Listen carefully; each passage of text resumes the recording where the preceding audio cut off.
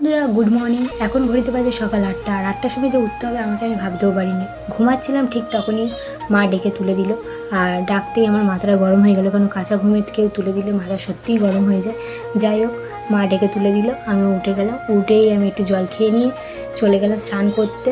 আর স্নান করেই আমি চলে আসলাম ঠাকুর দেবো বলে। আর ঠাকুর জায়গাটা দেখাতে পারলাম না, কেন অন্ধকার ছিল। তাই ঠাকুর দিয়েই এই দেখো আমার ঠাকুর দেওয়া হয়ে গেছে। আর ঠাকুরের ঘরটা আমি তোমাদের পুরো দেখিয়ে দিচ্ছি। এটা হচ্ছে আমাদের পুরো ঠাকুর ঘরটা।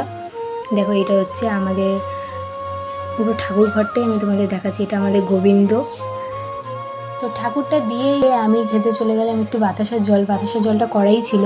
আর বাতাসের জলটা খাচ্ছি কারণ পেটটা আমার গরম হয়ে গেছিলো, তাই বাতাসের জলটা খাচ্ছি। আর খেতে খেতে বলছি কি সুন্দর। আর বাতাসের জল নর্মালি একই হয়, তাও আমি একটু বলছিলাম খেতে কি সুন্দর। যাই হোক, আজকে ভিডিও এই পর্যন্ত। দেখা হচ্ছে নেক্সট ভিডিওতে। ততক্ষণ তোমরা হলে মিনি ব্লগ পাওয়ার জন্য আমার চ্যানেলকে সাবস্ক্রাইব করে দাও। বাই।